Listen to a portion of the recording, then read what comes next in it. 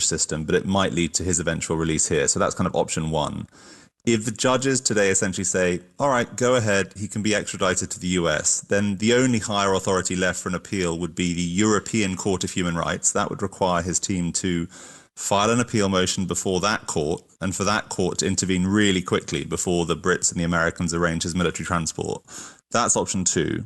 If he does eventually end up in the US sooner or later, he could theoretically receive a prison sentence of up to 175 years, but not many people really think that's going to happen in terms of that length of sentence, at least. And then that's option three. Option four would be he'd end up in an American court and would be acquitted. And if you can speak about what effect do you think this long process has had on Assange? Well, it's been a 13-year legal struggle in the UK. It began many years ago with criminal allegations in Sweden linked to rape charges. Those were later dropped. It's now essentially a tussle over the differences between the US and UK legal systems. He spent 5 years in a maximum security prison here in southeast London, 7 years before that hold-up in the Ecuadorian embassy building. Those close to him say he's suffered tremendous mental stress in recent years. He's got trouble speaking. His wife, Stella, who's been kind of central to his campaign for freedom the past few years, she said in a recent interview, it's the uncertainty that makes this so stressful. He could be close to being freed today. He could also be very close to being put on a plane and never seeing freedom again, she said. That is Willem Marks. Willem, thank you. Thank you. This is NPR News.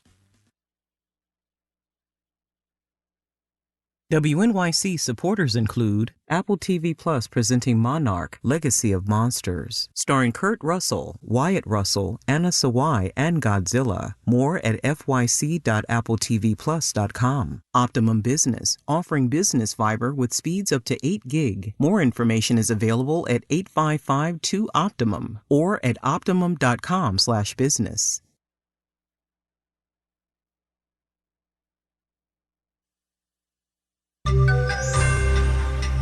The latest back and forth between the U.S. and China. Marketplace Morning Report is supported by Progressive Insurance. Progressive is looking for individuals who want to join an inclusive and unique culture. More information, including application, at progressive.com/careers. From Marketplace, I'm Nancy Marshall-Genzer in for David Brancaccio.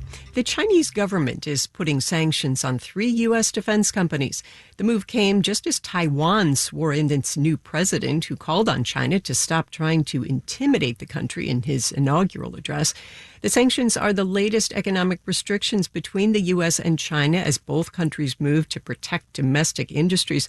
Marketplace's Henry Epp is here with more. Good morning, Henry. Hi, Nancy. So these sanctions are mostly symbolic because American defense companies generally don't do business in China, but some of the companies have sold weapons or other military technology to Taiwan.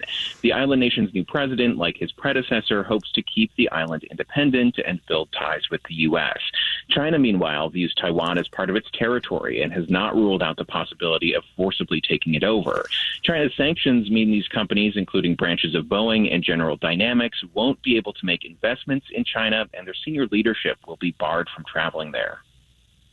Okay. And we've heard a lot about economic tensions, of course, between the U.S. and China lately. Can you remind us what else the two countries have done? Yeah, the U.S. recently imposed sanctions on some Chinese companies that the Treasury Department blamed for aiding Russia's invasion of Ukraine. President Joe Biden last week also left Trump-era tariffs on some Chinese imports in place, and he added his own, specifically on Chinese electric vehicles, batteries, solar cells, and semiconductors. Following that move, Chinese officials launched an investigation into imports of some plastic products from the U.S., Europe, and Taiwan, specifically whether they're being imported at below market prices. So this era of tit-for-tat restrictions between the two global powers seems like it's not letting up. Thanks, Henry. You're welcome. If you've searched for something on Google recently, you might have noticed a new AI-powered summary that answers your question in a couple of sentences. You don't even have to click a link. The new feature has some AI analysts worrying about a slippery slope of adverse effects for businesses, advertisers, and consumers. Marketplace's Kaylee Wells explains. It works like this. If I want a white bean chili recipe, instead of scrolling through ad-filled sites, the AI just generates a recipe in seconds. I think it's good for the consumer, certainly. Tom Davenport is an author and Babson College professor who focuses on artificial intelligence. He says the new feature will make it, I think, much easier to learn what you intend to learn.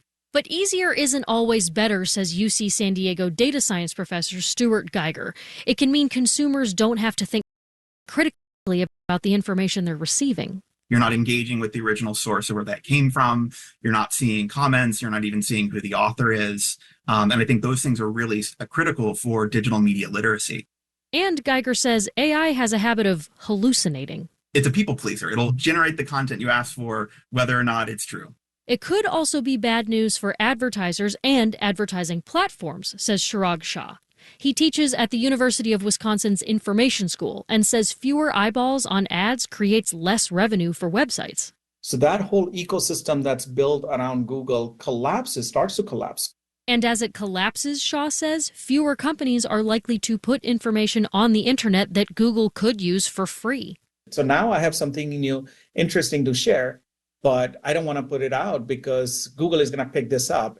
A Google spokesperson said that the new AI feature has actually increased search usage and satisfaction, and that it will keep sending traffic to the web. I'm Kaylee Wells for Marketplace. And Chirag Shah actually teaches at the University of Washington. Let's do the numbers. The Dow, S&P, and NASDAQ futures are all up in the 0.125% range, with the Dow future up 14 points. The 10-year Treasury yield is up at 4.4%. Marketplace Morning Report is supported by UKG. UKG is a partner that delivers HR, pay, time, and culture solutions designed to help build a great workplace for everyone. UKG, our purpose is people. The months-long